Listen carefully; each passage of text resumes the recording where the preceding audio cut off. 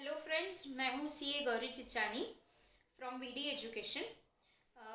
हम देख रहे थे सीए फाउंडेशन का फर्स्ट थेरोटिकल जो चैप्टर है, थेरोटिकल फ्रेमवर्क, उसमें का unit 3 that is accounting terminology. Part 1 में हमने कुछ टर्म्स ख़त्म कर दिए थे। अभी we will move toward the remaining part of the unit. तो पार्ट 1 में हमने सी तक के सी तक के सारे टर्मिनोलॉजीज कवर कर लिए थे। नाउ आगे बढ़ते। आई होप सब ने पढ़े होंगे, वो प्रॉपरली रीड किया होगा शांति से एकदम, तो वो याद हो गए होंगे। डिफ़िकल्ट कुछ भी नहीं था उसमें, जो अपन ऑलरेडी कहीं ना कहीं देख चुके हैं या जो टर्म्स अपन यूज़ कर चुके हैं अपने अकाउंटिंग के लिए या कोई और चीज़ के लिए, मतलब अकाउंटिंग में या कहीं थेरी में, कोई चैप्टर्स के थेरी में जो टर्म्स अपन यूज़ कर चुके हैं, जो देख चुके हैं, वो वही पार्ट थे। अभी बढ़ते हैं आगे की ओर। मतलब अभी आप आ जाइए आपके इंस्टीट्यूट के मॉड्यूल के 1.49 पेज नंबर पर, ठीक है, वहाँ से स्टार्ट करते हैं। Come to the page number 1.49। Now first definition वो पेज की है discount. What is discount? A reduction from the least price, quoted price और invoice price। हो सकता है least price, quoted price और invoice price, ठीक है। तीनों में से जो रिडक्शन होता है उसको बोलते हैं discount. It also refers to the price for obtaining payment on a bill before its maturity. It also refers to the price for obtaining payment on a bill before its maturity। हाँ, discount bills of exchange में आपने देखा होगा कि अगर bill bank के साथ आप डिस्काउंटिंग करा लेते हो तो उसमें भी डिस्काउंट होता है। तो वो जो डिफरेंस होता है अमाउंट का, मतलब बिल ऑफ एक्सचेंज के बिल इंस्ट्रूमेंट के अमाउंट का और अमाउंट एक्चुअल रिसीव्ड का eight the time of discounting of bill, जो डिफरेंस होता है वो डिस्काउंट कंसिडर होता है, तो उसको भी डिस्काउंट बोलते हैं, ऐसा वो बोल रहा है, ठीक है। जो रूटीन मतलब जो अपन नॉर्मली बहुत कैजुअली यूज़ करते हैं टर्म्स, वो अपन थोड़ा सा फटाफट लेंगे। ओके, तो डिस्काउंट एक बार मेरे साथ पढ़ेंगे। Reduction from a list price, quoted price और invoice price. It also refers to the price for obtaining payment on a bill before its maturity. Clear है? ठीक है, आगे बढ़ते हैं। Dividend. What is dividend? A distribution to the share holder out of profits और reserves available for this purpose. Simple. Dividend क्या होता है? शेयर होल्डर्स को मिलता है, तो distribution to a share holders of what? Of profit और reserves available for this purpose. Capital reserve में से डिविडेंड दे सकते क्या? नहीं दे सकते। तो जो रिजर्व्स डिविडेंड के लिए अवेलेबल है उसमें से या प्रॉफिट में से, दोनों चीज़ों में से जो भी डिस्ट्रीब्यूशन शेयर होल्डर्स को किया जाता है, that is known as a dividend, ठीक है।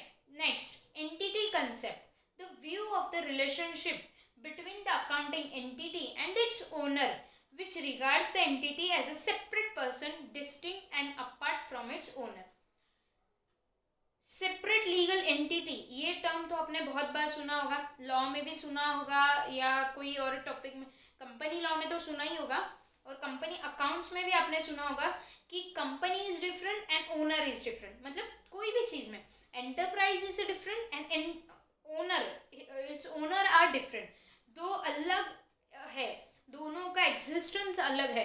भले ही वो नेचुरल पर्सन नहीं है कंपनी या enterprise, but it has a separate legal existence, ठीक है। It has a separate legal existence. तो ये वही बोल रहे हैं, पढ़ो एक बार मेरे साथ। Entity concept. The view of the relationship between accounting entity and its owner, मतलब entity and its owner. The view of relationship between accounting entity and its owner which regard the entity as a separate person, distinct apart from its owner, which क्या करता है, वो entity को separate करता है, अलग करता है ओनर से, ठीक है। Next concept, equity share. Very easy. The share which is not preferential is equity share, ठीक है। ये तो बहुत इजी है, बचपन से देखते आ रहे हैं। Also sometimes called ordinary shares. Equity share is also sometimes called ordinary shares. Clear है? Next, exchange difference. Exchange difference is the difference resulting from reporting the same number of units of a foreign currency in the reporting currency at the different exchange rate. क्या होता है exchange difference? मतलब क्या होता है, जो foreign के transaction होते हैं वो रिकॉर्ड करने में जो एक्सचेंज डिफरेंस आता है, मतलब कौन सा डिफरेंस, रिपोर्टिंग डेट पे और एक्चुअल ट्रांजैक्शन डेट पे जो डिफरेंस होता है रेट में, एक्सचेंज जब भी अपन फाइनेंशियल स्टेटमेंट प्रेजेंट करते हैं वो अपन इंडियन रुपीस में करते हैं, इंडियन करेंसी में करते हैं। तो अगर कोई फॉरेन ट्रांजैक्शन हुए तो उसको कन्वर्ट करना पड़ेगा इंडियन रुपीस में। तो at the time of conversion और at the time of original rate जो भी डिफरेंस रहेगा that would be referred as exchange difference. तो क्या है एक्सचेंज डिफरेंस का definition? Exchange difference is the difference resulting from the reporting the same number of units of a foreign currency in the reporting currency at the different exchange rate. अलग अलग exchange rates पे अगर अलग अलग exchange rate change होते रहते हैं तो जो भी difference आता है that is known as a exchange difference. ये easy है, ठीक है। Next, expenditure, very simple and common definition. Incurring a liability, disbursement of a cash or a transfer of a property for the purpose of obtaining asset, goods or services. क्या हुआ है, इनकर क्या क्या किया है, एक तो लाइबिलिटी इनकर की है या कैश डिसबर्स किया है, और a transfer of property for what, for the purpose of obtaining asset, goods और अ सर्विस। सिंपल है, पढ़ो एक बार फिर से मेरे साथ, यही लर्न हो जाएगा। Incurring a liability, disbursing a cash और a transfer of a property, तीन चीजें, incurring a liability, disbursing a cash and transfer of a property for the purpose of, वापस तीन, obtaining goods, asset and services, asset, goods and services, ठीक है, clear है। move to forward next definition. what is that? that is expense. expenditure is different and expense is different. क्या difference है? आज ये चीजें अपन कॉमनली लेते थे, expenditure, expense, one and the same thing, but आज इसका एग्जैक्टली डिफरेंस क्या है वो देखेंगे। What is expense? Cost relating to the operation of an accounting period और to the revenue earn during the period of और the benefits of which do not extend beyond that period. Expenditure क्या था, याद करो, expenditure क्या था? incurred liability, disburse cash और transfer property for what तीन चीजें, for the purpose of obtaining asset, goods, services। हो गया, ये हो गया expenditure. Now what is expense? A cost relating to operation of an accounting period, मतलब कॉस्ट रिलेटिंग कोई पर्टिकुलर अकाउंटिंग पीरियड के लिए जो कॉस्ट इनकर्ड की है, या फिर रेवेन्यू जनरेट करने के लिए जो कॉस्ट इनकर्ड की है in a particular accounting period, उसका benefit of which do not extend beyond that period is known as the expense. Expense क्या होता है, इसका मतलब शॉर्टली क्या होता है? एक्सपेंस मतलब क्या, वो ईयर का खर्चा, वो ईयर में रेवेन्यू जनरेट करने के लिए जो भी खर्चा किया गया है, जिसके बेनिफिट वो ईयर के बाद नहीं मिलने वाले, वो हो गए एक बार के, तो that is known as expense, ठीक है। Now expired cost, what is expired cost? Next term है, आओ मॉड्यूल पे देखो। Expired cost, that portion of expenditure from which no further benefit is expected, ठीक है। Expired cost is same as expense, क्यों? क्योंकि एक्सपेंस भी क्या है, एक्सपेंस में भी फ्यूचर बेनिफिट्स नहीं है, वो पर्टिकुलर पीरियड के लिए बेनिफिट देने वाला है, तो एक्सपेंस है। और एक्सपायर्ड कॉस्ट भी क्या बोल रहा है? That portion of expenditure from which no further benefit is expected, मतलब एक्सपेंडिचर का ही पार्ट होता है एक्सपायर्ड कॉस्ट और एक्सपेंस, विच इज दैट वो उसका ऐसा पार्ट होता है जो फ्यूचर में बेनिफिट नहीं देने वाला है, जो बेनिफिट वही अकाउंटिंग पीरियड में देने वाला है जिस अकाउंटिंग पीरियड में अपन उसको रिकॉर्ड करेंगे, ठीक है, समझा। नाउ एक्सपायर्ड कॉस्ट हो गया। Next, extraordinary items. What is extraordinary items? Extraordinary items are income और expense that arise from events or a transaction that are clearly distinct from the ordinary activities of the enterprise and therefore are not expected to recur frequently or regularly. Simple terms में देखे जाए तो extra ordinary items होते हैं जो ऐसे होते हैं जो रेगुलरली नहीं होते हैं, जो नॉर्मल कोर्स ऑफ बिजनेस में नहीं होते, जो कभी तो भी एक बार होते हैं या चांसेस होते हैं कि वापस कभी हो ही ना, ऐसे आइटम्स आते हैं एक्स्ट्राऑर्डिनरी आइटम्स में। एक बार डेफिनेशन फिर से देखेंगे। extraordinary items are income or expense that arise from, it can be income or expense, that arise from events or a transaction that are clearly distinct from the ordinary course of business or ordinary activities of enterprise and therefore are not expected to recur frequently or regularly. ठीक है, वापस होने के chances बहुत कम होते हैं और expected नहीं होता है कि वो वापस होगा ऐसा कोई इवेंट और ट्रांजैक्शन. समझा? एक बार पढ़ लो एक्स्ट्राऑर्डिनरी आइटम का डेफिनेशन. ये कुछ अलग था, मतलब ये अपन ने देखा नहीं था अभी तक कहीं पे, शायद मे बी कवर ना हुआ हो कहीं पे. एक्स्ट्राऑर्डिनरी आइटम्स पढ़ा. चलो नेक्स्ट हो गया अपना डी और ई हो गया. नाउ एफ से स्टार्ट करते हैं. डी और ई में एक बार क्या क्या देखा थे, देखना है. सबसे पहले देखा था डिस्काउंट, देन देखा था डिविडेंड. हो गया डी, डिस्काउंट एंड डिविडेंड. एक सेकेंड ना, आई एम सॉरी, मैंने वो ऊपर वाले छोड़ दिए सारे डी के. हम 1.48 पे आते हैं. डी के कुछ डी इनिशियल वाले कुछ टर्म्स रह गए अपने. Come to page number 1.48. Okay 1.48 पे फर्स्ट डेफिनेशन है डेफरल. क्या है वो? Postponement of recognition of a revenue और expense after its related receipt और payment. Postponement of recognition of a revenue और expense after its related receipt और payment to a subsequent period to which it applies. मतलब postpone करना revenue और expense को to subsequent period के लिए, मतलब आगे आने वाले पीरियड के लिए अभी रेवेन्यू रिकॉग्नाइज करना या कॉस्ट रिकॉग्नाइज करना पोस्टपोन जब करते हैं तो उसको कहते हैं डेफरल. ठीक है. Common example of deferral includes prepaid rent and taxes, unearned subscriptions received in advance by newspapers and magazine selling company. सबसे इजी याद रखने को prepaid rent. What is prepaid rent? जब एडवांस में उसका एक्सपेंस एक्चुअल में इनकर्ड, मतलब जो ड्यू अगली साल होने वाला है बट अपन ने एडवांस में पे कर दिया है, तो that is known as a prepaid expense. तो उसका रिकॉग्निशन अपन कब करेंगे? जब वो ड्यू होगा. मतलब अभी के लिए अपन ने क्या कर दिया? डेफर कर दिया, उसको पोस्टपोन कर दिया. ठीक है, वही होता है deferral. Next deficiency, the excess of liabilities over assets of an enterprise at a given date. What is deficiency? excess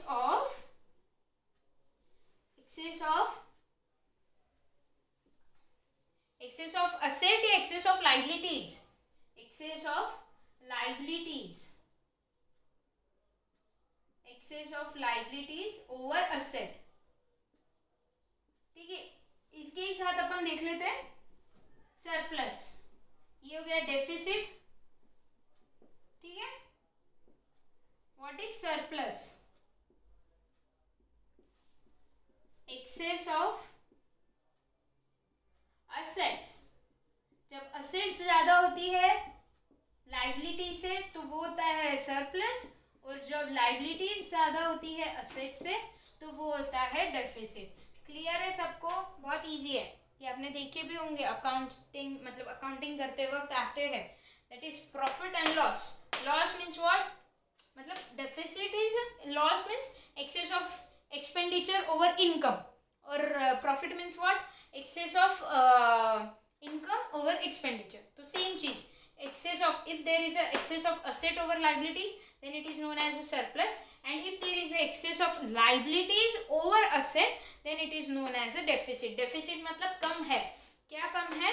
कि liabilities ज़्यादा है assets से, अपने जो payment liabilities है वो ज़्यादा है assets से, तब वो सिचुएशन को क्या कहते हैं? डेफिसिट. ठीक है. नेक्स्ट क्या है? The deficit balance, sorry deficiency. It is known as a deficiency, right?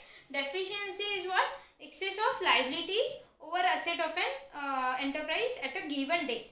The debit balance in the profit and loss statement. मैंने बोला जैसे डेबिट बैलेंस मतलब क्या? एक्सपेंस ज्यादा है इनकम से. In that case, it is known as a deficiency. What is deficit? The debit balance in profit and loss account is known as a deficit. ये थोड़ा difference है, but one and the same thing. Conceptually समझो. Deficit means what? Debit balance of profit and loss account, that means excess of expenditure over income, ठीक है।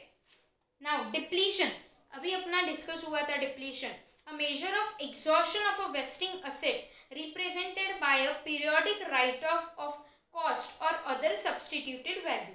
Wasting asset का allocation, exhaustion क्या होता है, डिप्लीशन। जैसे डेप्रिसिएशन होता है डेप्रिसिएबल असेट के लिए, वैसे वेस्टिंग असेट के लिए क्या होता है, डिप्लीशन। एक बार पढ़ो मेरे साथ, अ measure of exhaustion of a wasting asset represented by the periodic write off of cost or other substituted value। समझा? कॉस्ट का right of, periodic write of मतलब वेस्टिंग असेट के कॉस्ट का पीरियोडिक राइट ऑफ मतलब ही क्या, depletion. Now next is depreciation. What is depreciation? Depreciation is a measure of wearing out, computation or other loss of value of a depreciable asset arising from use, effection or a time or obsolescence through technology and market changes। ठीक है, market changes और technology के वजह से जो wearing out होता है machine का, या कंजम्पशन होता है, और लॉस इन द वैल्यू कम होती जाती है ना, जैसे जैसे अपन यूज़ करते हैं कोई भी चीज़ को, तो वैल्यू कम होती जाती है। किसके रीजन की वजह से ये किस चीज़ की वजह से अराइज होता है, फ्रॉम यूज, इफेक्शन और ऑफ टाइम, मतलब पैसेज ऑफ टाइम, और ऑब्सोल्वेंस। ठीक है, मतलब वो जैसे ऑब्सोल्वेंस मतलब एग्जैक्टली ऑब्सोल्वेंस मतलब जैसे कम होते जाता है वो पर्टिकुलर चीज़, तो that is known as a obsolescence through technology की वजह से जो ऑब्सोल्वेंस होता है दैट इज डेप्रिसिएशन। तो एक बार फिर से पढ़ेंगे, depreciation is a measure of wearing out, consumption और the loss of value of a depreciable asset. क्या है? Depreciation is a measure of wearing out, consumption और the loss of value of depreciable asset. इतना याद हो गया? Depreciation is a measure of wearing out, consumption और the loss of a depreciable asset arising from what? Arising from use, effection of a time और obsolescence of a technology। मतलब technology और upgrade हो गई, तो जो पुराना वाली टेक्नोलॉजी थी वो क्या हो गई? डिग्रेड, मतलब डिग्रेड नहीं हुई बट वो भी यूज में उतनी नहीं रही। तो for arising from use, effluxion of a time from passage of time, और obsolescence through technology and market changes. ये चार रीजन की वजह से। कौन कौन से? Use, effluxion of a time, obsolescence of a technology और मार्केट चेंजेस। ये चारों की वजह से क्या कम होता है? Wearing out. क्या होता है? वेयरिंग आउट, कंजम्पशन और the value loss of value, other loss of value of depreciable asset, that is known as a depreciation। Simple definition है। Now depreciation is allocated so as to change a fair proportion of the depreciable amount in each accounting period during the expected useful life of the asset। क्यों depreciation charge किया जाता है?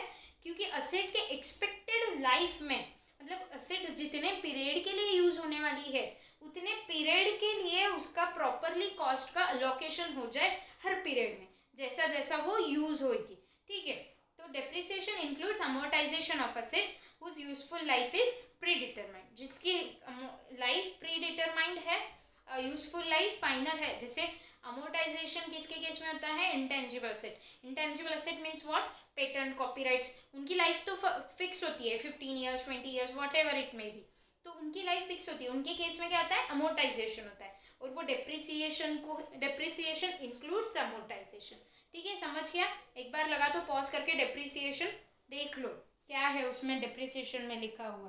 अपन ने अभी तक सब देखे हुए ही चीज़ें हैं, बस अपन रिवाइज कर रहे हैं। ठीक है, now depreciable amount of a depreciable asset is its historical cost और other amount substituted for historical cost in the financial statement less estimated residual value। What is depreciable amount? अपन निकालते हैं, आपने अकाउंटिंग में सीखा होगा। डेप्रिसिएबल अमाउंट क्या होती है? सबसे पहले तो डेप्रिसिएबल अमाउंट में सब ऐसी अमाउंट जिसपे डेप्रिसिएशन लगने वाला है, राइट? डेप्रिसिएशन लगने वाला है ऐसी अमाउंट, मतलब क्या? Depreciable amount. बट वो कैलकुलेट कैसे करते हैं?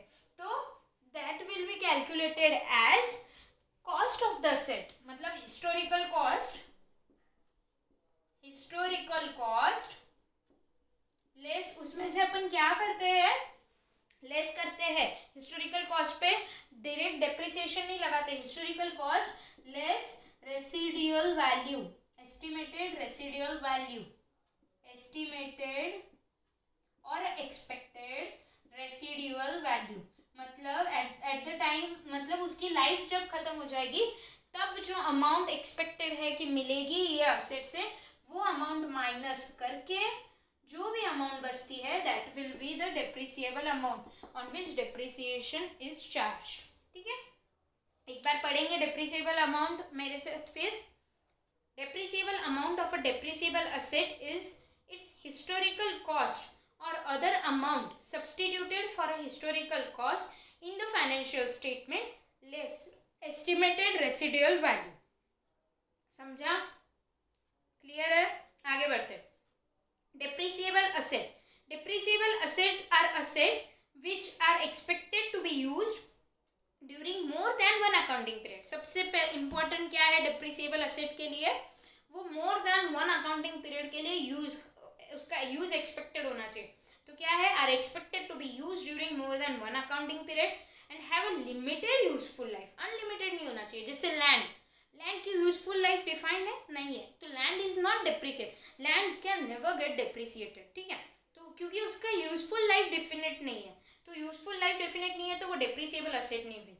तो क्या फर्स्ट कंडीशन क्या थी, expected to be use during more than one accounting period and have a limited useful life and are held by an enterprise for a use in the production or a supply of a goods and services for rental to others or for administrative purpose and not for the purpose of sale in the ordinary course of sale in the ordinary course of business। ये purpose छोड़ के जिस purpose के लिए भी use किया जाएगा चलेगा, but sale in the ordinary course of business नहीं चलेगा। तो चलेगा क्या क्या, are held in the use for production or a supply of a goods and services। एक तो खुद प्रोडक्शन करने के लिए यूज कर रहे हैं, प्रोडक्शन ऑफ अ गुड्स और production and supply of a goods and services. दूसरा रेंट पे देने के लिए for rental to others. Third for administrative purpose, कोई चीज़ें होती है जो एडमिनिस्ट्रेटिव पर्पस, कोई एसेट होती है ऐसी जो एडमिनिस्ट्रेटिव पर्पस के लिए यूज होती है, that are also known as a depreciable asset. But क्या नहीं चाहिए, for the asset which are used not for the which are used for the purpose of sale in the ordinary course of business are not considered as a depreciable asset। एक बार depreciable asset पढ़ेंगे साथ में। depreciable asset are assets which first are expected to be used during more than one accounting period, second have a limited useful life, third are held by an enterprise for use in the production or a supply of a goods and services for rental to others or for administrative purpose and not for the purpose of sale in the ordinary course of business। समझा? easy है। now next depreciation method, any method of calculating depreciation for an accounting period।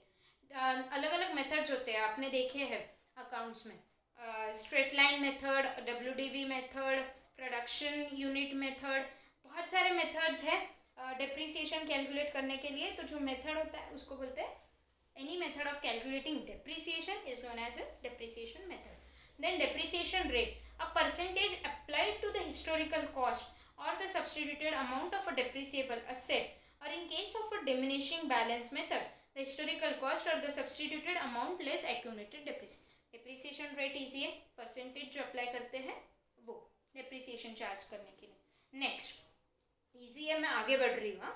Diminishing balance method मतलब क्या, WDV method जो अपन regularly use करते हैं। A method under which the periodic charge for depreciation of an asset is computed by applying a fixed percentage to its historical cost और substituted amount less accumulated depreciation. This is also refer to as a written down value method. ये अपन ने सबने basic account में देखा हुआ है। क्या है डिमिनिशिंग बैलेंस मेथड, एक बार मेरे साथ पढ़ेंगे तो याद हो जाएगा। A method under which periodic charge for the depreciation of an asset is computed by applying a fixed percentage to its historical cost और a substituted amount less accumulated depreciation.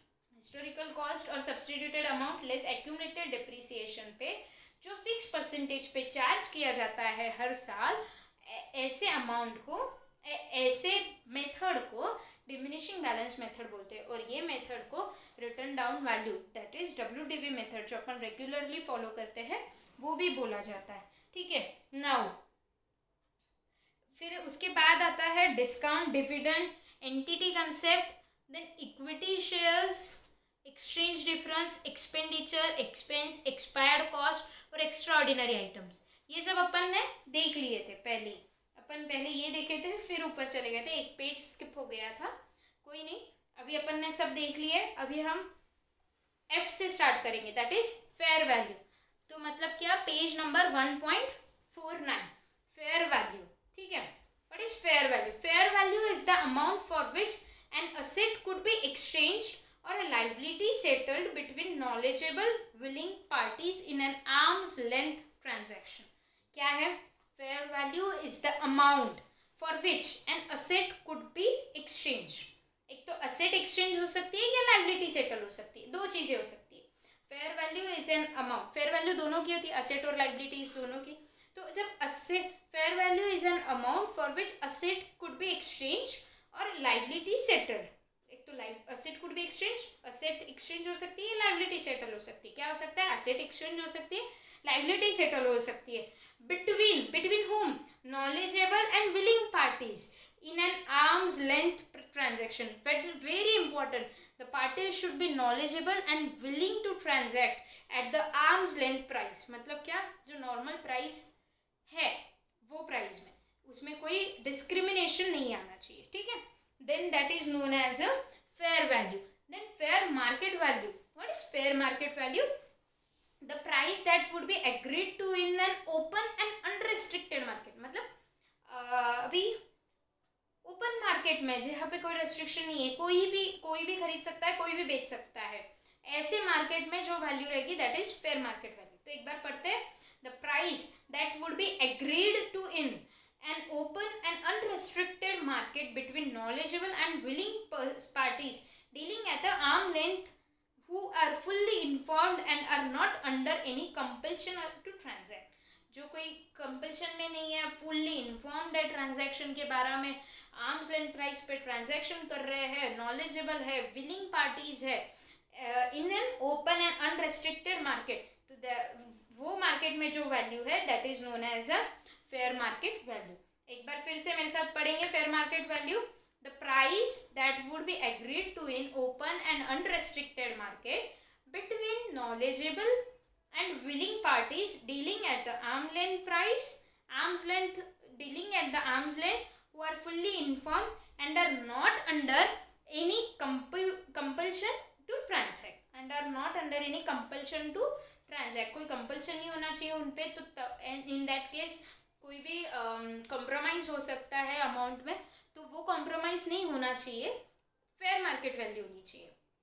ठीक है, now first charge, a charge having a priority over the charges, जो सबसे पहले होता है that is first charge. ठीक है, देन फीफो मेथड, ये अपन ने देखी है, इन्वेंट्री वैल्यूएशन में आपने देखी होगी। Computation of the cost of item sold और consume during a period as though they were sold or consumed in order of their acquisition. मतलब first in first out, जैसे जैसे acquired in order of acquisition they are sold or consumed, ऐसा assume जो method में किया जाता है वो मेथड को कहते हैं FIFO, first in first out, मतलब जो पहले आया वो पहले जाएगा। ठीक है, now next fixed asset. What is fixed asset? बहुत बार पढ़े होंगे, आज फिर एक बार पढ़ते हैं। Asset held with the intention of being used for the purpose of producing or providing goods or services and is not held for sale in the normal course of business. What is fixed asset? Asset held with the intention. क्या intention के साथ hold किया उसको? For being used for the purpose of producing or providing goods or services. For the purpose of producing or providing goods or services and is not held for the sale in the normal course of business. That is fixed asset. एक बार fixed asset का definition पढ़ लो आप लोग।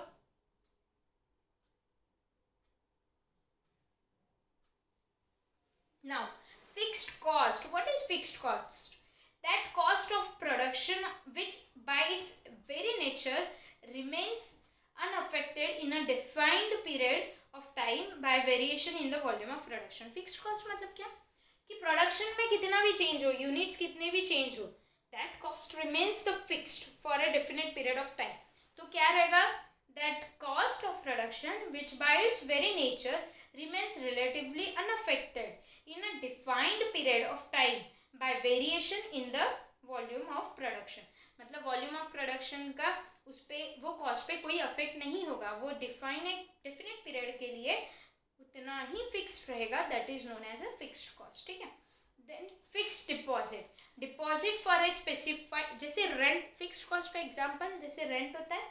आप factory में कितने भी goods production करो, फैक्ट्री में कितने भी गुड्स का यूनिट्स का आपके प्रोडक्शन कर लो या कम करो ज़्यादा करो, रेंट तो फाइनल है. ऐसा तो नहीं है कि इस साल ज़्यादा यूनिट प्रोड्यूस कर लिए तो रेंट ज़्यादा रहेगा, कम करे तो कम रहेगा. नहीं, रेंट फिक्स है. तो that is known as a fixed cost. समझा फिक्स्ड कॉस्ट क्या है?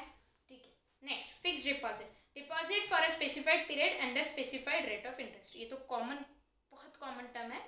तो नेक्स्ट, फिक्स्ड और अ स्पेसिफिक चार्ज.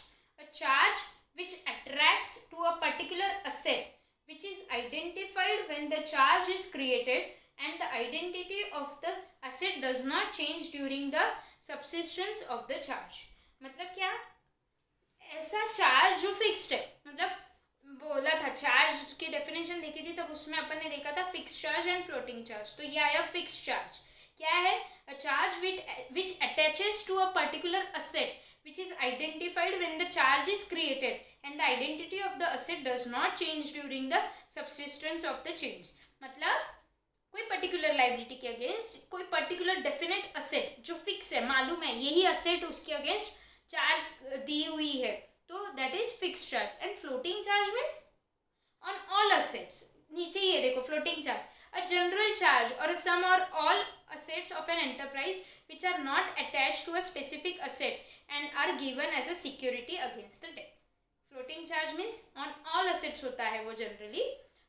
और fixed charge मतलब particularly एक ही asset पे अगर fixed charge है कि नहीं ये इसी के against में identifiable है तो that is known as a fixed charge. समझा fixed charge and floating charge? एक बार वीडियो पॉज करके पढ़ लो फिर आगे बढ़ते हैं. Now, next is financial instrument. What is financial instrument? Financial instrument is any contract that gives rise to both financial asset of an enterprise and the financial liability or equity shares of another enterprise. Financial instrument एक ऐसा instrument और financial instrument is any contract that gives rise to both. क्या होता है financial instrument से? क्या होता है?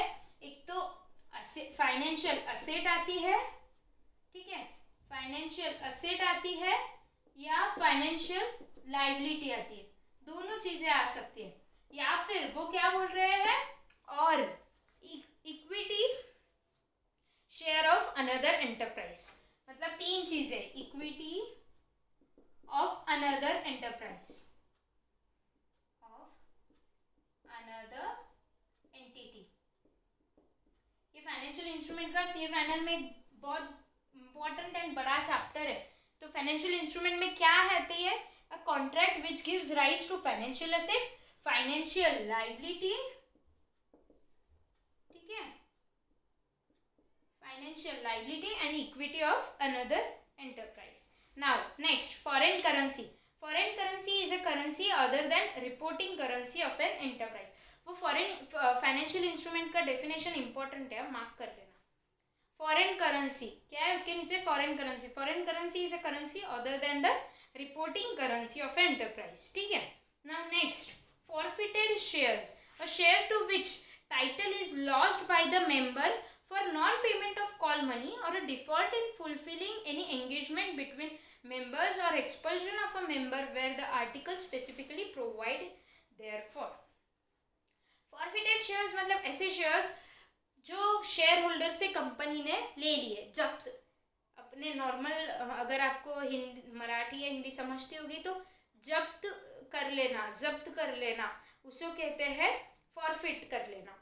फॉरफिटेड शेयर कैसे होता है, जो किसी और के थे बट कंपनी ने, जो शेयर होल्डर के थे बट कंपनी ने फॉरफिट कर लिए। क्यों फॉरफिट कर लिए, दो रीजंस हो सकते हैं। एक तो कॉल मनी पे नहीं किया, कॉल मनी ड्यू हो गए थे बट पे नहीं किए, वो रीज़न की वजह से। नहीं तो सेकेंड रीज़न हो सकता है कि कुछ तो ऐसे engagement, default in fulfilling any engagement terms, मतलब जो कॉन्ट्रैक्ट हुआ था वो फुलफिल ना करने की वजह से हो सकता है।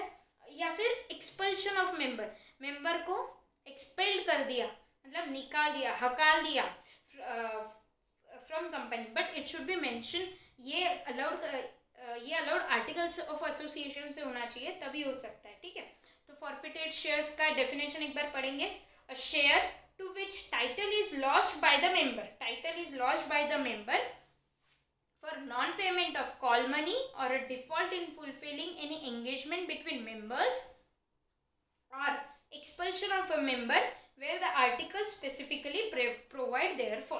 ठीक है, ये हो गया forfeited shares।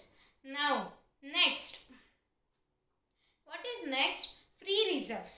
ठीक है, the reserves reserves the utilization of which is not restricted in any manner। ऐसे रिजर्व्स जो कोई भी चीज़ के लिए यूज़ हो सकते हैं, जिसका पर्पस, वो रिजर्व बनाने के पीछे कोई पर्पस नहीं है, तो दैट इज फ्री रिजर्व्स। एक बार पढ़ेंगे। Reserves the utilisation of which is not restricted in any manner. Next, functional classification, a system of a classification of expense and revenue and the corresponding assets and liabilities to each function of activity rather than by reference to their nature. Functional classification मतलब क्या, classification of expense, income, asset, liability. वापस चारों, हाँ, क्या है functional classification, classification of expense, income, asset, liabilities by their function और activity, मतलब वो जो फंक्शन और एक्टिविटी परफॉर्म कर रहे हैं उस बेसिस पे इन चारों का क्लासिफिकेशन करना, rather than by to their nature, it is known as a functional classification। एक बार पढ़ेंगे functional classification, a system of classification of expense, revenue and corresponding asset and liabilities to each function or activity rather than by reference to their nature। ठीक है, now fund, an account usually of the nature of a reserves or a provision which is represented by a specifically earmarked asset। क्या है fund, an asset usually, an account usually of the nature of reserves और provision.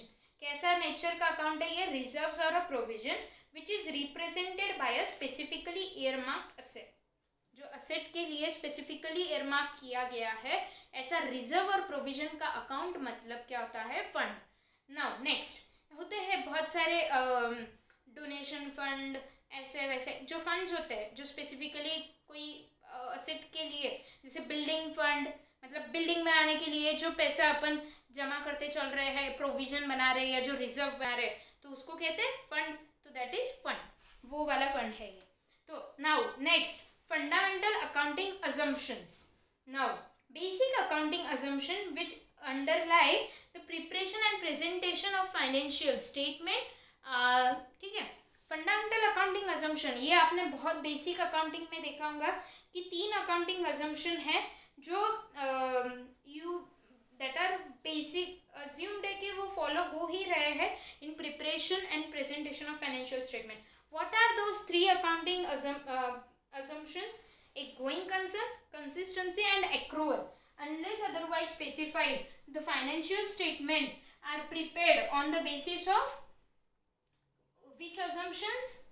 Going concern, ठीक है, going concern, next is what, consistency, और last is accrual। ये आपने 11-12 में भी देख लिया होगा, ये बहुत बेसिक है। ठीक है, going concern, consistency and accrual, usually they are not specifically stated because their acceptance and use are assumed, disclosure is necessary if they are not followed। Accounting notes to accounts में अगर ये 3 assumption नहीं follow हो रहे तो mention किए जाते हैं, नहीं तो अज्यूम किया जाता है कि ये तीनों के बेसिस पे ही फाइनेंशियल स्टेटमेंट प्रिपेयर और प्रेजेंट की जा रही है। ठीक है, समझा? अभी एफ के सारे हो गए, एक बार एफ के देख लो सब, कोई अगर डेफिनेशन में प्रॉब्लम है तो। सारे इजी है, बहुत सारे डेफिनेशंस अपन ने बाकी चैप्टर्स में कवर भी किए, एक बार देख लो। सो देख लिया एफ के सारे डेफिनेशंस, एफ तक हो गया, फंडामेंटल अकाउंटिंग अजम्पशंस तक अपन ने देख लिया। Now next, gain, a monetary benefit, profit or advantage resulting from a transaction or a group of a transaction. What is gain? Monetary benefit, profit or advantage resulting from what? The transaction or a group of a transaction. ठीक है, समझा? Now gain एक बार पढ़ेंगे मेरे साथ। Monetary benefit, profit or advantage resulting from a transaction or a group of transaction. ठीक है, नेक्स्ट पेज पे आओ। नेक्स्ट पेज पे general reserves. What is general reserve? A reserve, revenue reserve which is not earmarked for a specific purpose. मतलब जो specific purpose के लिए नहीं होते हैं वो सारे रिजर्व्स जनरल रिजर्व्स होते हैं। Now next, going concern assumption.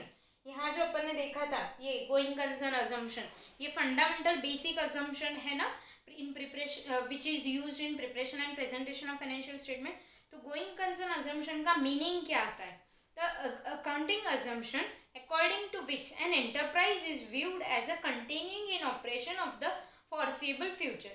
It is assumed that enterprise has neither the intention nor the necessity of liquidation or the curtailing materially the scale of its operation. Going concern मतलब ऐसा assumption, going concern assumption मतलब ऐसा assumption कि entity will continue for a foreseeable future, it is not required and neither it is intended to close down और liquidate its business और scale of its operation, that is known as a going concern assumption. एक बार पढ़ेंगे going concern assumption. An accounting assumption according to which an enterprise is viewed as continuing in operation for the foreseeable future. It is assumed that the enterprise has neither the intention nor the necessity of a liquidation or for curtailing materially the scale of its operation. ठीक है, उसको operation बंद करने का कोई intention नहीं है और ना ही उसको लिक्विडेशन करने की कोई ज़रूरत है। ऐसे अजम्पशन को बोलेंगे going concern assumption. Now next, goodwill. Goodwill का भी डेफिनेशन अपन मतलब पहले अकाउंट्स में देख चुके हैं। N intangible asset arising from business connection और अ ट्रेड नेम और अ reputation of an enterprise. Goodwill is a intangible asset. तो क्या है?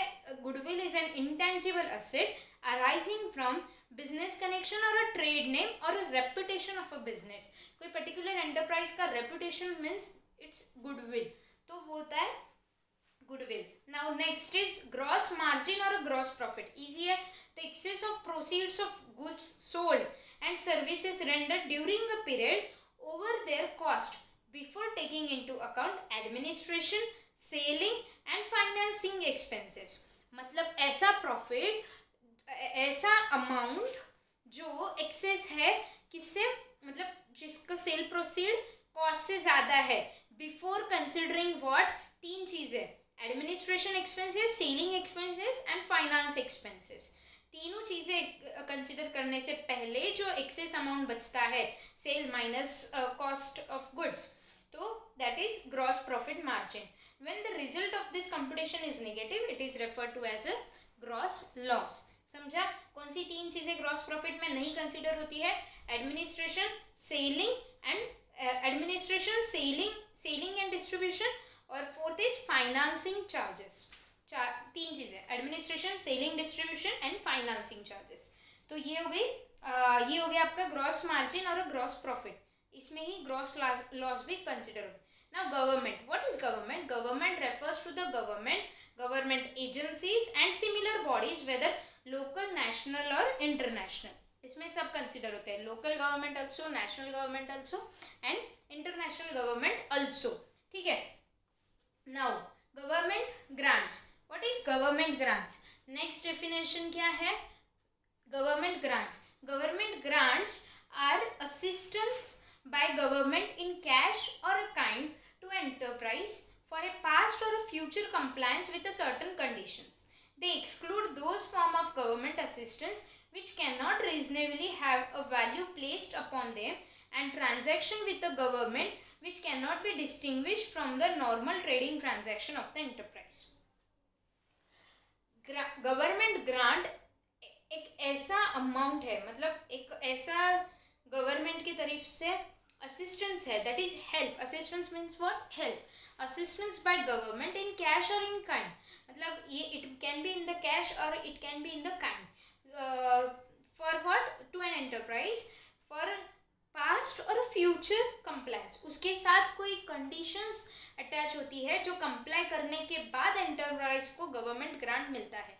तो what is government grant? Government grant are assistance by government in cash or in kind to an enterprise for past or a future compliance with a certain condition. कुछ grants ऐसे होते हैं जिसका compliance पहले ज़रूरी होता है फिर ग्रांट मिलता है, और मतलब पास्ट कंप्लायंस. और कुछ ग्रांट्स ऐसे होते हैं जो ग्रांट मिल जाता है उसके बाद कोई स्पेसिफिक पीरियड में उसके कंडीशंस का कंप्लायंस करना ज़रूरी होता है. In that case it is ना फ्यूचर कंप्लायंस करना. So future compliance of certain conditions होता है. ठीक है. अब government grants are different from the transaction. मतलब गवर्नमेंट के साथ हर transaction is not government grant. जो अपने नॉर्मल कोर्स में कोई सपोज सेल ऑफ गुड्स है या रेंडरिंग ऑफ सर्विस है जो गवर्नमेंट को दी, दैट डज नॉट मीन कि आप गवर्नमेंट ग्रांट आपको मिला. वो नॉर्मल ट्रेडिंग ऑपरेशन ही है अपना. तो वो प्रॉपरली बाइफरकेट करना whether it is government grant or whether it should be classified as a normal trading operation. ठीक है. Next, gross book value. Gross book value of a fixed asset is its historical cost or the other amount substituted for a historical cost in the books of account or a financial statement. क्या है? Gross book value of a fixed asset is its historical cost और other amount substituted for historical cost. एक तो gross book value मतलब historical cost ही होती है सबसे पहले तो, नहीं तो फिर substituted historical cost, substituted amount for historical cost in the books of account और financial statement. When this amount is shown net of accumulated depreciation it is termed as a net book value. तो gross book value में से accumulated depreciation minus होगा तो क्या निकलेगा? Net book value of a fixed asset. Then जी हो गया यहाँ पे. अभी नेक्स्ट बढ़ते हैं income and expenditure account statement. जी अभी तक के टर्म समझ में आ रहे हैं ना? एक बार आप लेक्चर होने के बाद एक बार आप शांति से पढ़ोगे सब तो बहुत इजी टर्म्स है. ठीक है. जो टर्म्स में थोड़ी डिफिकल्टी हो रही है वो लिख के करो. टर्म्स का मीनिंग तो आपको सब टर्म्स के मीनिंग समझ जाए, बस एक बार याद होने के लिए लिख लोगे तो याद हो जाएंगे. ठीक है. इनकम एंड एक्सपेंडिचर स्टेटमेंट और financial statement often prepared by non-profit making enterprise like clubs, association, etc. to present their revenues and expenses for an accounting period and to show the excess of revenue over expenses for that period. It is similar to profit and loss account and is also called as revenue and expense account. ठीक है. Income and expenditure statement कौन बनाता है? Not for profit organisation, NPOs बनाते हैं. जैसे कि clubs होते हैं, एसोसिएशंस होते हैं, अलग अलग टाइप के जो ऐसा नॉट फॉर प्रॉफिट ऑर्गेनाइजेशन मतलब जो प्रॉफिट के लिए काम नहीं करते हैं, ऑपरेशन नहीं करते उनका, ऐसे organisation income and expenditure account statement बनाते हैं. It is very much similar to the profit and loss account. बस इसमें जो एक्सेस होता है वो सरप्लस और डेफिसिट जो अपन ने देखा था, excess of income over expenditure is surplus and excess of expenses over income is deficit. तो वो यहाँ पे प्रॉफिट और लॉस की जगह सरप्लस और डेफिसिट टर्म यूज़ किए जाते हैं जो भी इसका आउटकम आएगा उसके लिए. ठीक है. एक चीज़ और, इनकम एंड एक्सपेंडिचर स्टेटमेंट को रेवेन्यू एंड एक्सपेंस स्टेटमेंट भी बोला जाता है. याद रखना, इनकम एंड एक्सपेंडिचर स्टेटमेंट को रेवेन्यू एंड एक्सपेंस स्टेटमेंट भी बोला जाता है. Now next, intangible asset. ये तो पता है सबको. Asset which does not have a physical identity, जिसका फिजिकल एग्जिस्टेंस नहीं है, that is intangible asset. Example goodwill, patent, copyright etcetera. Inventories are assets. अभी नेक्स्ट इंटेंजिबल असेट हो गया. asset which does not have a physical existence or physical identity. Inventories. What is inventories? Inventories are asset held for the sale in the ordinary course of business, in the process of production of such a sale, or in the form of material or supplies to be consumed in the production process in the rendering of services. आपने देखा होगा inventory में तीन चीजें आती है. एक तो रॉ मटेरियल, दैट मीन्स वो सी वाला point, in the form of material और supplies to be consumed in production process और in rendering of services. Second होता है WIP, मीन्स क्या, बी वाला point, in the process of production for such a sale. And third होता है finished goods, means what, held for sale in the ordinary course of business. तो inventories are assets held for sale in the ordinary course of business, in the process of production for such a sale, or in the form of material or supplies to be consumed in the production process or in rendering of services. ठीक है, clear है, inventory समझ में आ गया. Next आगे बढ़ते हैं. Easy definition से इसलिए फटाफट क्लियर हो. Investment, expenditure on asset hold to earn interest, income, profit और other benefits. What is investment? Expenditure on asset, मतलब ऐसा कोई असेट लिया, मतलब ऐसा कोई खर्चा किया असेट पे, किस इंटेंशन से? To earn interest, income, profit और अदर बेनिफिट्स. तो चार चीजें लिख के लिए क्या, to earn the interest, income, profit और अदर बेनिफिट्स. ठीक है, समझा. अदर बेनिफिट्स में क्या क्या हो सकता है? हो सकता है फ्यूचर सिक्योरिटी के लिए वगैरह कोई इन्वेस्टमेंट करके रखा हो तो वो आ सकता है. तो हो गया इन्वेस्टमेंट, समझा. Now investments, what is investments? asset held not for operational purpose or for rendering services. मतलब जो ऐसी asset जो नॉर्मल ऑपरेशन के लिए, मतलब नॉर्मल ट्रेडिंग ऑपरेशन के लिए, that is for the operational purpose or rendering services, that is asset other than fixed assets or a current assets. Investment का सबसे best example assets other than fixed asset और current asset. तीन part होते हैं asset side, fixed asset, investment and current asset. Fixed asset और current asset छोड़ के जो बचता है दैट इज इन्वेस्टमेंट्स. ठीक है. नाउ इशूड शेयर कैपिटल देखा था अपन ने, that portion of authorised share capital which has actually been offered for subscription. Issued and subscribed share capital ऐसा लिखते हैं बैलेंस शीट में. तो क्या होता है वो, that portion of authorised share capital, ये किसका ऑथोराइज्ड शेयर कैपिटल का पोर्शन है, which has actually been offered for subscription. This includes any bonus shares allotted by the corporate enterprise. मतलब बोनस शेयर्स जो अलॉट होते हैं वो भी डायरेक्टली कहाँ ऐड हो जाते हैं, इशूड शेयर कैपिटल में. बोनस शेयर्स क्या होते हैं, capitalisation of reserves and surplus. ठीक है. Now joint venture. Joint venture is a contractual arrangement whereby two or more parties undertake an economic activity which is subject to the joint control. Joint venture मतलब दो party साथ में आके कोई ऐसा economic activity करती है जिसपे जो दोनों का जॉइंट कंट्रोल होता है, वो एक्टिविटी पे दोनों का जॉइंट कंट्रोल होता है, that is known as a joint venture. फिर से एक बार पढ़ेंगे जॉइंट वेंचर मेरे साथ. Joint venture is a contractual arrangement. ये क्या होता है, कॉन्ट्रैक्चुअल अरेंजमेंट होता है, ऐसे म्यूचुअली अंडरस्टैंडिंग से नहीं. कॉन्ट्रैक्ट बनता है जॉइंट वेंचर का, तो contractual arrangement whereby two or more parties undertake the economic activity which is subject to joint control. याद रखना ये कॉन्ट्रैक्चुअल अरेंजमेंट होता है. ठीक है. नाउ लीफो, जैसे फीफो था वैसे LIFO. What is LIFO? Last in first out, मतलब computation of cost of item sold और consumed during the period on the basis of that the item last acquired were sold और consumed first. क्या basis से? The item last acquired are sold or consumed first. That is LIFO method. ये आपने inventory accounting में देखा होगा. Then liability, financial obligation of an enterprise other than owner's fund. Owner's fund is not a liability of an enterprise, ना, right? तो outside को जितना भी payable है that is all liability. तो financial obligation of an enterprise other than owner's fund is liability. याद हो गया. Now next lien. What is lean?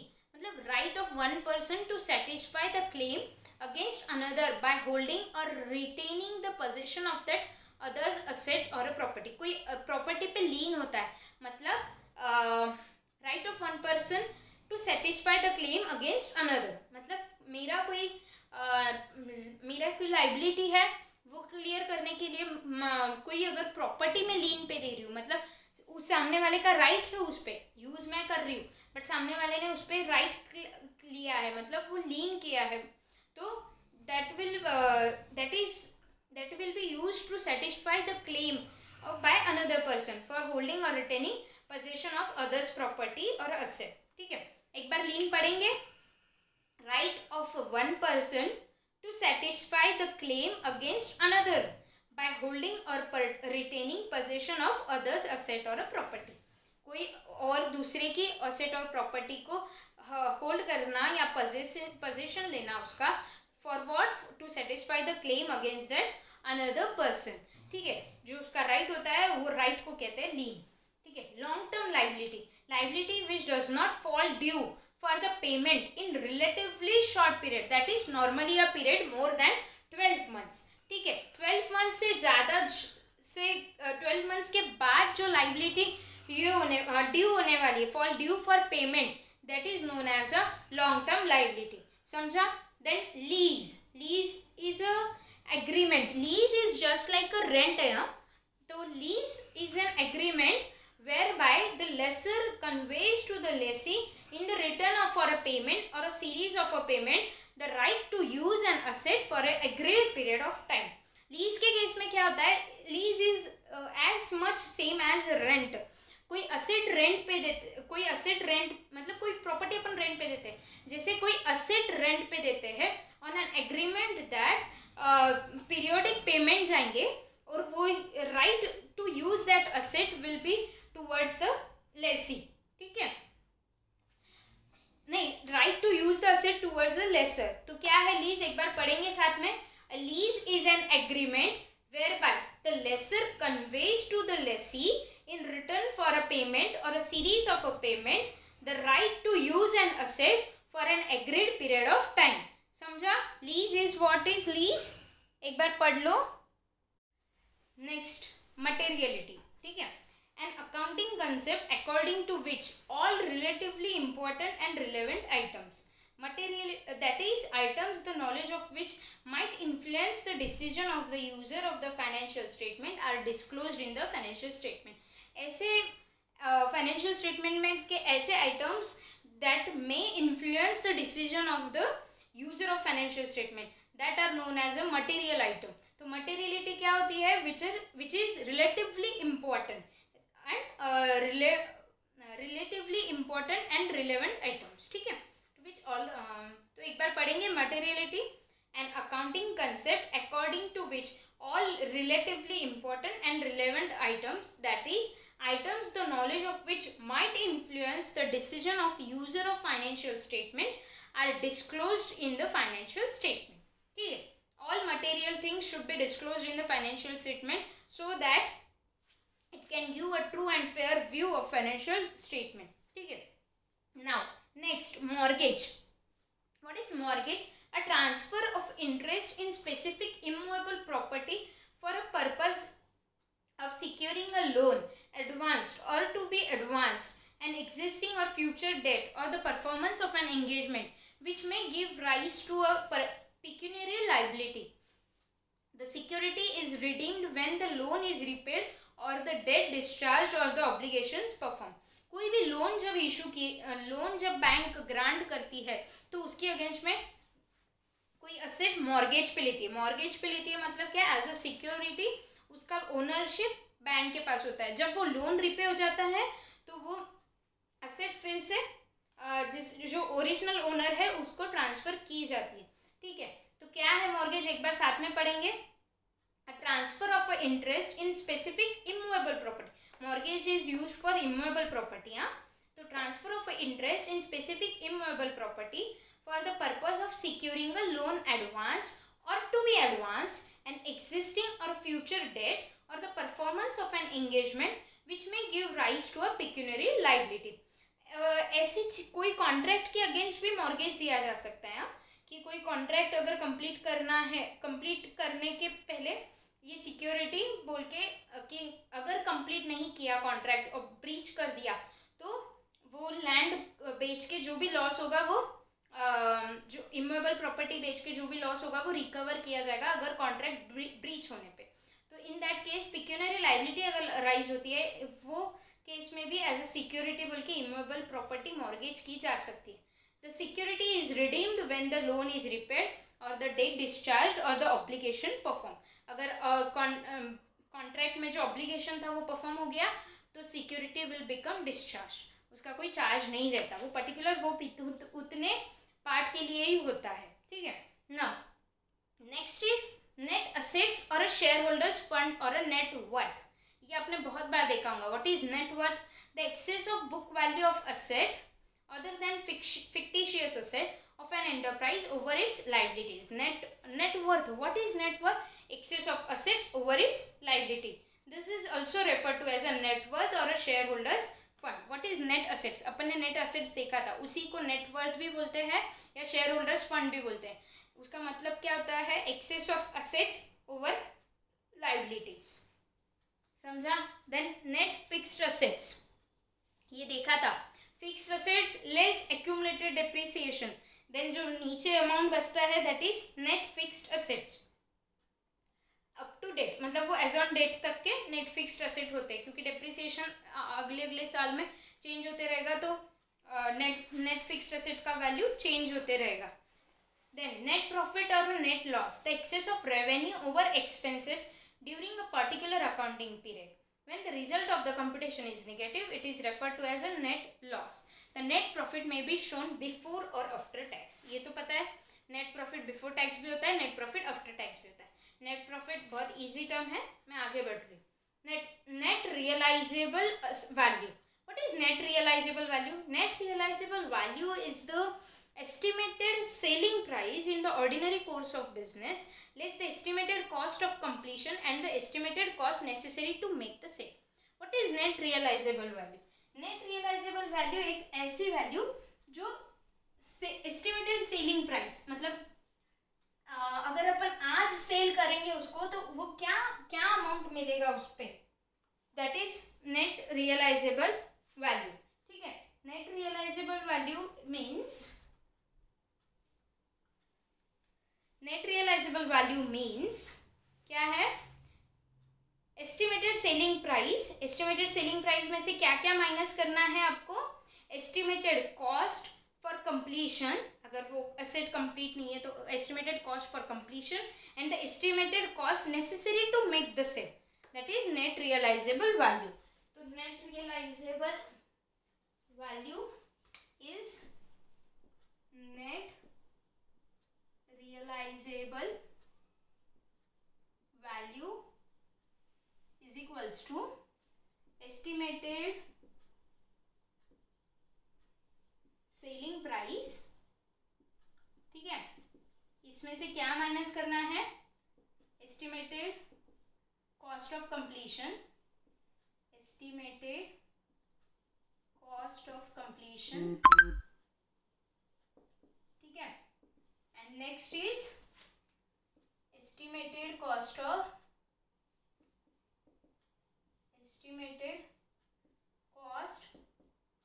complete or to make the sale, estimated cost to make sale। ये minus करके जो भी value आएगी that is net realisable value.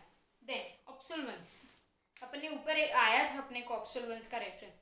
Obsolescence is diminution in the value of asset by reason of becoming out of date or less useful due to technological changes, improvement in production methods, change in market demand for the production or a service output of the asset or a legal or other restrictions.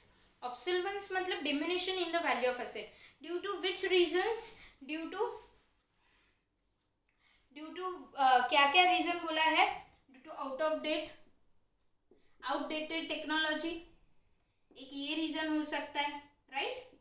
Outdated technology, ऑब्सोल्वेंस के लिए एक reason outdated technology हो सकता है। Second reason क्या हो सकता है? इम्प्रूवमेंट हो गई प्रोडक्शन मेथड में, इम्प्रूवमेंट इन प्रोडक्शन मेथड।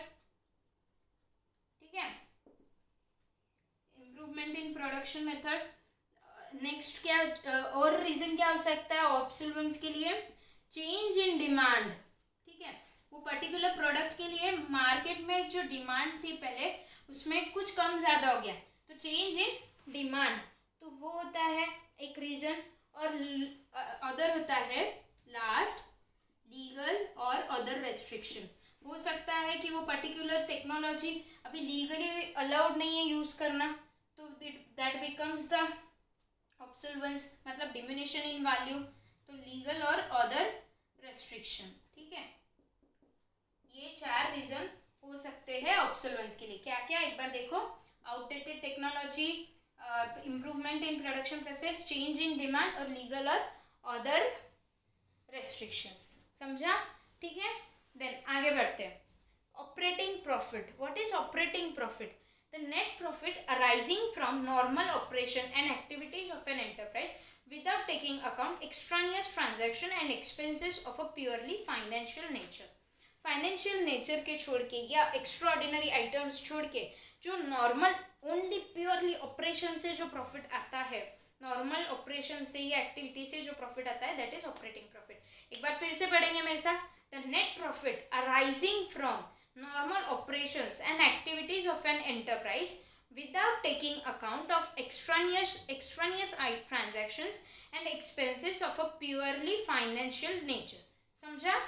हो गया operating profit. Now paid up share capital, ये अपन ने देखा था, that part of the subscribed share capital for which consideration in cash और otherwise has been received. Paid up share subscribed capital का एक पार्ट होता है कॉल्ड अप कैपिटल। अब कॉल्ड अप कैपिटल में से जो मिल गया है कैश में, that is paid up share capital, so that part of subscribed share capital for which consideration in cash or otherwise has been received, it includes the bonus shares allotted by the corporate enterprise। bonus shares paid up share में include होते हैं, ठीक है। then preference share capital, equity share capital क्या था? जो preference share capital नहीं है वो सारे इक्विटी शेयर कैपिटल। अब प्रेफरेंस शेयर कैपिटल क्या है? That part of share capital of a corporate enterprise which enjoys the preferential right. दो चीज़ों में इनको प्रेफरेंशियल राइट होता है। कौन से? इन respect of payment of fixed dividend and repayment of capital. दो चीज़ों में प्रेफरेंशियल राइट होता है, इसलिए इनको प्रेफरेंस शेयर्स कहा जाता है। कौन सी दो चीज़ें? In payment of fixed dividend and in repayment of capital. Equity shares से इनको प्रेफरेंशियल राइट दिया जाता है। प्रेफरेंस शेयर्स में also have a full or a partial participating rights in surplus profit or a surplus capital.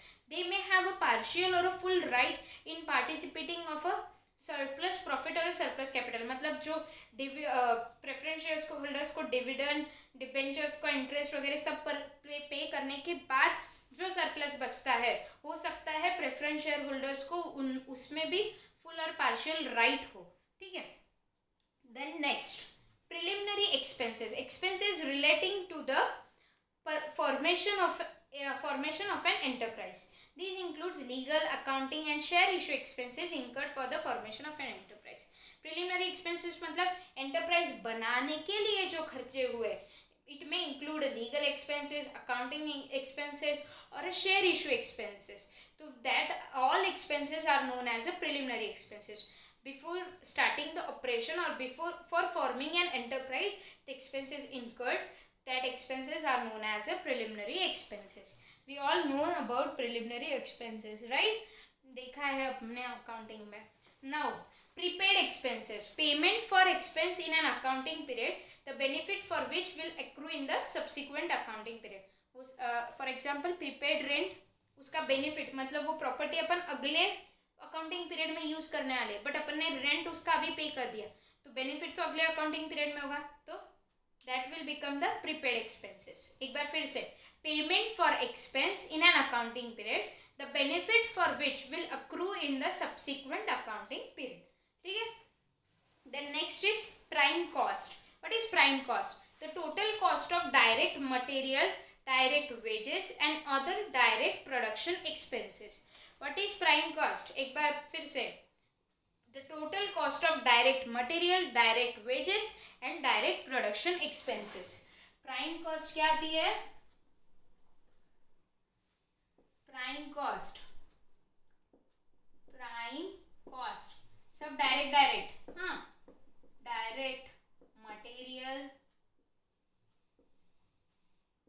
Plus direct wages plus direct overheads, ठीक है, it is known as a prime cost.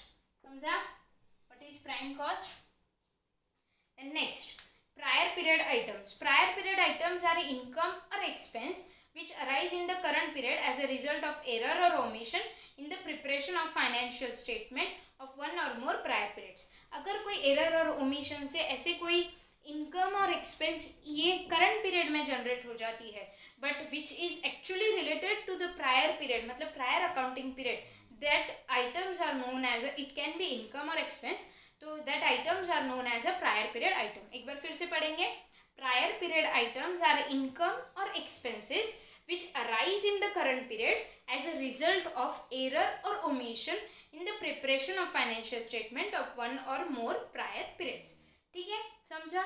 Profit or loss, a general term for the excess of revenue over related cost. When the result of this computation is negative, it is referred to as a loss. Profit or loss तो किसी को समझाने की जरूरत नहीं है. Profit और loss तो सबको पता है. A general term for the excess of revenue over related cost, when the result of this competition is negative, it is referred to as a loss. ठीक है. Now next term, profit and loss account. Profit और loss हो गया, अभी profit and loss account. A financial statement which presents the revenue and expenses of an enterprise for an accounting period and shows the excess revenue over expenses, or vice versa. It also known as a profit and loss account, profit and loss statement. ठीक है. A financial statement which presents the revenue and expenses of an enterprise for a particular accounting period and shows the excess of, वो result भी show करता है, excess of revenue over expense और excess of expense over revenue. ठीक है, ये हो गया. Then promissory note. Promissory note bills of exchange में अपन ने देखा था, फिर से एक बार रिवाइज करेंगे. An instrument in writing. ठीक है, an instrument in writing not being a bank note or a currency note, containing an unconditional order, नहीं, unconditional undertaking signed by the maker to pay a certain sum of money only to or to the order of a certain person और to the bearer of instrument. Promissory note bearer को नहीं होता है, तो ये नहीं चाहिए. यहाँ पे अपन ने देखा था बिल्स ऑफ एक्सचेंज पे. तो क्या क्या है? An instrument in writing not being a bank note or a currency note containing an unconditional undertaking signed by the maker to pay a certain sum of money only to or to the order of a certain person. ठीक है. Promissory note bearer को पे किया नहीं जाता, bearer को payable किया हुआ प्रॉमिसरी नोट इशू नहीं किया जाता. ठीक है, प्रॉमिसरी नोट हो गया. Then provision, an amount written off or retained by way of providing for depreciation or a diminution in the value of asset or retained by way of providing for any known liability, the amount of which cannot be determined with a substantial accuracy. अगर कोई particular future liability के लिए जो liability accrue होना तो confirm है but उसका amount certain नहीं है, तो हम क्या करते हैं? प्रोविजन क्रिएट करके रखते हैं. उसी हम एक अमाउंट साइड में निकाल के रखते हैं वो पर्टिकुलर लाइबिलिटी का सेटल करने के लिए. तो that amount is known as the provision. एक बार पढ़ेंगे फिर से. An amount written of or retained by the providing of depreciation or diminution in the value of asset or retained by way of providing for any known liability, the amount of which cannot be determined with a substantial accuracy. समझा? Provision मतलब क्या होता है? ठीक है, provision for depreciation भी होता है और provision for diminishing in value of asset मतलब ही अमोर्टाइजेशन वगैरह, उसके लिए भी प्रोविजंस बनते हैं. ठीक है. Now provision for doubtful debts, a provision made for a debt consider doubtful of recovery. जो डेट्स डाउटफुल है रिकवरी में, उसके लिए जो प्रोविजन बनता है that is provision for doubtful debt. Easy थे यहाँ तक के टर्म्स, समझे? नाउ एक इम्पॉर्टेंट टर्म है prudence. What is prudence? The concept of care and caution used in the accounting according to which, in view of the uncertainty attached to future event, profits are not anticipated but recognized only when realized, though not necessarily in cash. Under this concept, provision is made for all known liabilities and losses, even though the amount cannot be determined with certainty and represents only a best estimate in the light of available information. ये definition तो आपको याद करना ही पड़ेगा. मैं term समझा देती हूँ। प्रूडेंस मतलब क्या कि अगर लाइबिलिटी का अमाउंट नोन नहीं है तो भी रिकॉग्नाइज तो कर लो, अभी रिकॉग्नाइज करो, बट जब तक इनकम कंफर्म ना हो जाए तब तक रिकॉग्नाइज नहीं करना। मतलब एक्सपेंस रिकॉग्नाइज करना है if you have a probability that the liability will arise, तो आप प्रोविजन बना लो। But if you have but जब तक सर्टन नहीं हो जाता इनकम और असेट, तब तक इनकम और असेट रिकॉग्नाइज नहीं करना चाहिए। ये बोलता है प्रूडेंस कंसेप्ट। एक बार फिर से प्रूडेंस कंसेप्ट पढ़ेंगे। The concept of care and caution used in accounting according to which profits are not anticipated, profits नहीं एंटिसिपेट करना है, but recognise only when realised, though not necessarily cash में realise हो। कैश में realise होना ज़रूरी नहीं है, अगर वो आपको एक्चुअल में मतलब रियलाइजेबल है तब भी आप रिकॉग्नाइज कर लो तो चलेगा, बट एंटिसिपेट नहीं करना, एक मतलब फॉरकास्ट नहीं लगाना कि इतना प्रॉफिट होगा, वो रिकॉर्ड करना अलाउड नहीं है as per the prudence concept. Under this concept provision is made for all known liabilities and losses even though the amount cannot be determined with the certainty and represents only a best estimate in the light of available information। समझा? redeemable preference shares, next concept है redeemable preference shares। the preference shares that is repayable either after a fixed or a determinable period or at any time decided by the management under certain conditions prescribed by the instrument of incorporation or the terms of issue. Issue करते वक्त अगर उसका life definite है या fixed है या तो कि रीपे ही इतने पीरियड में ये हो जाएंगे, तो that is known as a redeemable preference shares. पढ़ लीजिए एक बार रिडीमेबल प्रेफरेंस शेयर्स, पढ़ना है आप, पढ़ो रिडीमेबल प्रेफरेंस शेयर्स पढ़ो एक बार, देन आगे बढ़ते हैं। नहीं पढ़ना हुआ होगा तो पॉज करके पढ़ लेना, फिर आगे बढ़ेंगे। Redemption, repayment as per given terms normally used in connection with the preference shares and debentures. Redemption किस चीज़ का होता है? नॉर्मली प्रेफरेंस शेयर्स और डिबेंचर्स का। तो repayment of amount that is as per the terms of issue, it is known as a redemption. Reserve, what is reserve? बहुत सारे टाइप के रिजर्व्स अपन ने देख लिए, कैपिटल रिजर्व, जनरल रिजर्व। तो अभी रिजर्व क्या होता है? A portion of earning, receipts or other surplus of an enterprise, whether capital or revenue, appropriated by the management for a general or a specific purpose other than the provision for depreciation or a diminution in the value of asset or for known liabilities। मतलब provisions को छोड़ के जो earning में से जो earning का हिस्सा होता है, whether it can be a capital reserve or a revenue reserve, or it can be for a general purpose or a specific purpose, that portion of earning is known as a reserve। तो क्या है उसके आगे क्या लिखा है? the reserves are primarily of two types, capital reserves and revenue reserves। ठीक है, एक बार reserves पढ़ेंगे साथ में। the portion of earnings, receipts or other surplus of an enterprise, whether capital or revenue, appropriated by the management for a general or a specific purpose। ठीक है, other than a provision for depreciation or a provision for diminution in the value of asset or for a known liability। The reserves are primarily of two types, that is capital reserve and general reserve, sorry capital reserves and revenue reserves। हो गया? then next है revaluation reserve, a reserve created on revaluation of asset or a net assets of an enterprise represented by the surplus of estimated replacement cost or estimated market value over the book value।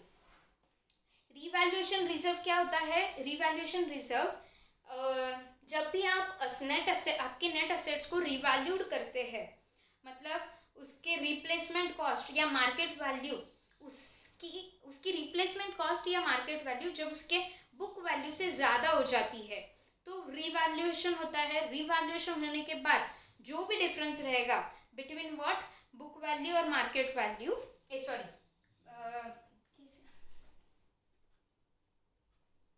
क्या रहेगा वो, revaluation reserve में क्या amount रहेगी? Revaluation reserve में क्या amount रहेगी? एक तो estimated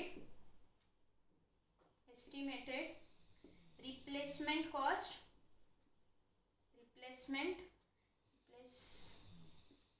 replacement or market value, replacement value or market value less book value of net asset, book value, जो भी आएगा difference that will be transferred to revaluation reserve. समझा? क्लियर है? Now next, residual value. Residual value is the amount which an enterprise expects to obtain for an asset at the end of its useful life after deducting expected cost of disposal. ये residual value तो depreciation accounting में बहुत पहले से अपन सब करते आ रहे हैं माइनस. तो क्या है रेसिडुअल वैल्यू, एक बार पढ़ेंगे फिर से. Residual value is the amount which an enterprise expect to obtain for an asset at the end of its useful life after deducting the expected cost of disposal. ठीक है, ये हो गया रेसिडुअल वैल्यू. देन है revenue और income. ठीक है, what is revenue और income? Revenue is the gross inflow of cash receivable or other consideration arising in the course of ordinary activity of enterprise from the sale of goods, from rendering of services, and from use by other of enterprise resources yielding interest, royalties and dividend. Sale of goods से, rendering of services से, या फिर interest मिल रहा है, royalty मिल रहा है या dividend मिल रहा है, that all is known as a revenue. Revenue is measured by the charges made to customers or a client for a goods supplied and services rendered to them and by the charges and rewards arising from the use of resources by them. In an agency relationship, the revenue is the amount of commission and not the gross inflow of a cash receivable or other consideration. अगर आपके पास कोई agency है तो only your commission part will be your revenue or income, and not the gross inflow of a cash receivable or other consideration. जो consideration actual में मिला है वो आपका रेवेन्यू और इनकम नहीं रहेगा in case of agency relationship. अगर एजेंसी है तो only your commission part will be your revenue और इनकम. ठीक है, then next is revenue reserve. Any reserves other than the capital reserve is known as the revenue reserve. समझा? Now next, what is next? Right share. Bonus shares तो अपन ने देख लिया. Now what is right share? कुछ ही terms बाकी है, फटाफट ले लेते हैं. An allotment of a shares on the issue of a fresh capital by a corporate enterprise to which a shareholder is entitled on payment by virtue of his holding certain shares in the enterprise in proportion to the number of shares already held by him. ठीक है, ये क्या होता है? Right shares. जो existing share holders होते हैं उनको राइट दिया जाता है कि उनके जो एग्जिस्टिंग होल्डिंग है उसके प्रपोर्शन में वो राइट शेयर खरीद सकते हैं before some third parties or outsider purchase the shares of company. ठीक है, उनको वो राइट दिया जाता है. ठीक है, तो राइट शेयर का प्राइस जनरली मार्केट वैल्यू से कम भी होता है. ठीक है, जनरली नहीं, कंपल्सरीली कम ही होता है क्योंकि वो एग्जिस्टिंग शेयर होल्डर्स को राइट दिया जाता है. बट ये किसके प्रपोर्शन पे? उनके एग्जिस्टिंग होल्डिंग के प्रपोर्शन पे ही उनको नंबर ऑफ शेयर्स अलॉट किए जाते हैं. ठीक है, उन चॉइस होता है उनके पास, उनको खरीदना है तो खरीद सकते हैं वरना नहीं. आपने इसकी अकाउंटिंग भी देखी होगी, नहीं देखी होंगी तो देख लोगे. कंपनी अकाउंट्स में है राइट शेयर्स की accounting. Then sales turnover, gross turnover or a gross sale. Normal पढ़ते एक बार. The aggregate amount for which sales are effected or service rendered by an enterprise. The term gross turnover and the net turnover are sometimes used to distinguish the sale aggregate before and after deduction of returns and trade discount. अगर उसमें से sale return और trade discount minus करते हैं तो that will become the net sale, और अगर ये सब ऑलरेडी इंक्लूडेड है तो that is gross sale. Gross sale में से क्या क्या माइनस करना है? Sale returns and trade discounts. If it is subtracted from gross turnover it becomes the net turnover. ठीक है, net turnover or a net cell. अभी छोटे छोटे डेफिनेशंस है. Secured loan, the loan secured wholly or partly against an asset. जिसके against में security है wholly or partly, that is known as a secured loan. Now share capital, aggregate amount of a money paid or credited as a paid on the shares and or a stock of a corporate enterprise. Share capital, what is share capital? पढ़ो. Aggregate amount of a money paid or credited as a paid on the shares and or a stock of a corporate enterprise. Now share discount, the excess of face value of a shares over their issue price. हो सकता है share discount पे issue किए हो, उसकी face value है suppose ₹10 but issue किए हैं ₹8 पे, ठीक है, पार वैल्यू है उसकी, फेस वैल्यू है ₹10, then ₹2 become the share discount, right. But generally अभी तो अलाउड नहीं है डिस्काउंट पे शेयर इशू करना, तो ₹2 विल बिकम द डिस्काउंट। तो क्या है share discount? The difference between excess of face value of shares over their issue price, ठीक है। Now next, share holders equity, the interest of the share holder in the net asset of the corporate enterprise.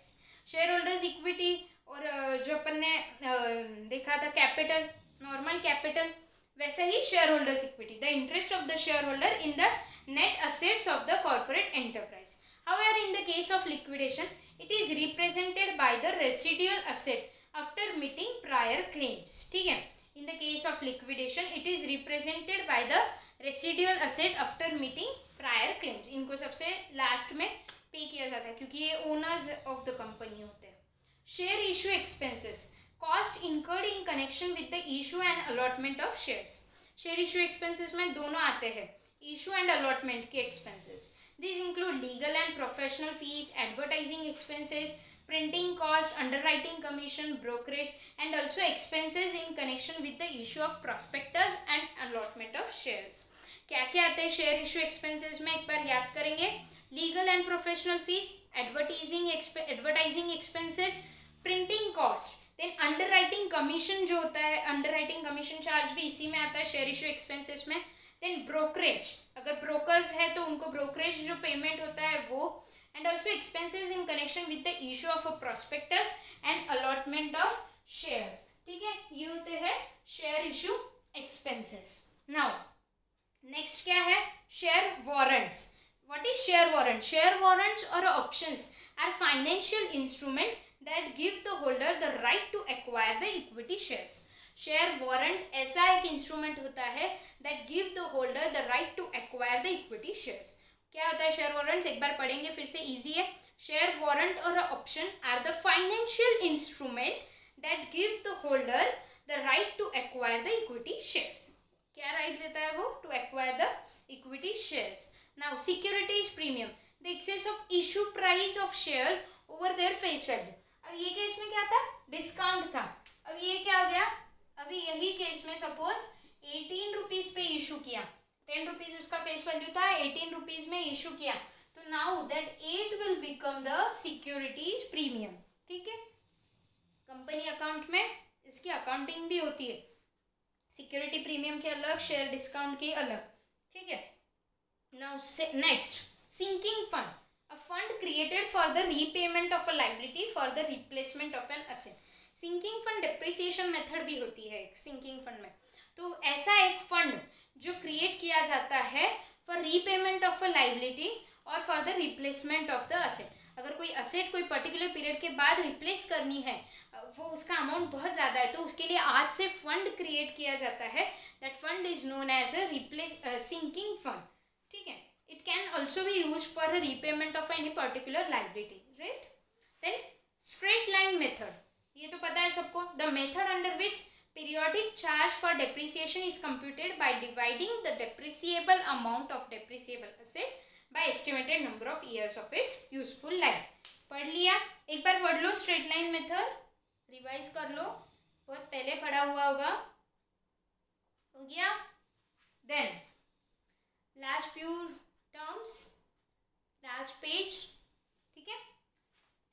Subscribed share capital, that portion of issued share capital which has actually been subscribed and allotted. This includes that bonus shares allotted by the corporate enterprise. Subscribed share capital तो मैंने पहले ही बता दिया, issued share capital and subscribed share capital one and the same time, one and the same होता है। तो क्या होता है? that portion of issued share capital, मतलब issued share capital किसका पार्ट है? authorized share capital।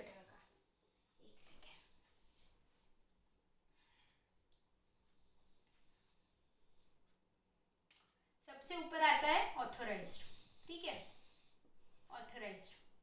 उसका क्या पार्ट होता है, इशूड, इशूड उसका पार्ट है। अब इशूड में से सब्सक्राइब हो सकता है, इशू किए 5 लाख बट सब्सक्रिप्शन अपने को 4 लाख के लिए ही मिले, तो हो सकता है कुछ कुछ केस में subscribe share capital and issued share capital में भी डिफरेंट, ठीक है। तो subscribe share capital, then subscribe का पार्ट होता है कॉल्ड अप, ठीक है, कॉल्ड अप, एंड इशूड का ही पार्ट होता है पेड अप। समझा, फ्लोट समझा कैसा होता है, ठीक है। तो सब्सक्राइब शेयर कैपिटल देखेंगे, that portion of issued share capital which has actually been subscribed and allotted. This includes any bonus shares allotted by the corporate enterprise. Now substance over form, ये एक concept है, accounting concept है, an accounting concept according to which the substance and not merely the legal form of transaction and events governs their accounting treatment and presentation in financial statement. Substance over form एक ऐसा concept है जिसमें legal form से बढ़कर भी actual substance क्या है transaction का वो कंसीडर किया जाता है, किस लिए, अकाउंटिंग ट्रीटमेंट के लिए और उसको फाइनेंशियल स्टेटमेंट में प्रेजेंट करने के लिए, यही वो बोल रहे हैं। एक बार फिर से पढ़ेंगे, the accounting concept according to which the substance and not merely the legal form of transaction and events governs their accounting treatment and presentation in financial statement. समझा।